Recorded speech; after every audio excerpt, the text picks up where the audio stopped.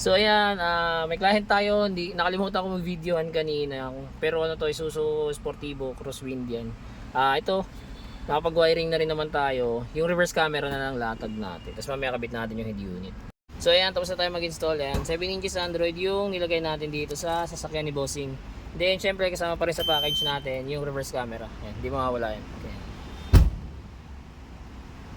Ayan yung pinaka reverse camera natin. Then, nag-avail din sa atin si Bossing nito. Ayan. Front dash cam, ito yun. Pwede mo na siya ma-review dito. Ayan. Pwede mo na rin siya ma-replay dito. Dito na mismo. Ayan, replay natin to. Ayan, nakita nyo. Ayan. Tapos, meron na rin tong Apple CarPlay and Android Auto. Ayan, kahit hindi siya nakapunta sa dashcam, nagre-record po yan automatic. Ayan, kahit nagre-radio ka or nagre-reverse ka, recording po yun. Ayan, sa mga gusto pong mag-avail, drop message lang. Don't forget to like and follow na rin. Salamat, ingat, ride safe sa lahat.